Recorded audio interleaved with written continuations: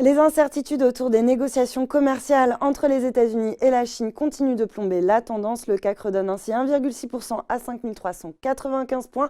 En cause donc la décision du président américain de relever dès vendredi les droits de douane sur près de 200 milliards de dollars de produits importés chinois, ce qui continue donc de provoquer un regain d'aversion au risque sur les marchés.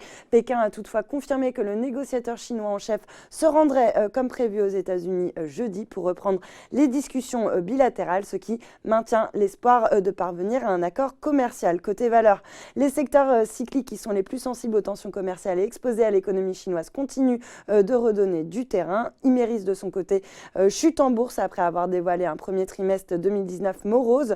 Le groupe spécialisé dans les minéraux industriels a affiché un résultat net part du groupe en repli de 8,7% à 67,2 millions d'euros, un recul qui s'explique selon eux par une base de comparaison toujours élevée et un environnement de marché difficile, notamment dans les marchés européens de l'automobile. A l'inverse, Iliad a dévoilé un chiffre d'affaires en hausse de 7,7% sur le premier trimestre 2019 et a par ailleurs signé un accord avec l'opérateur d'infrastructure espagnol Cellnex en vue de lui céder l'essentiel de ses tours en France et en Italie pour un montant initial de 2 milliards d'euros, ce qui devrait permettre à Iliad d'accélérer dans la 4G et la fibre.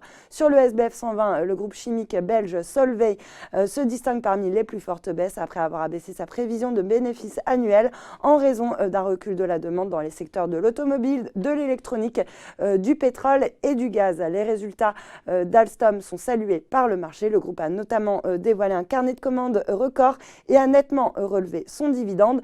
Dans la foulée, Oddo BHF a confirmé sa recommandation à l'achat assortie d'un objectif de cours de 42,50 €.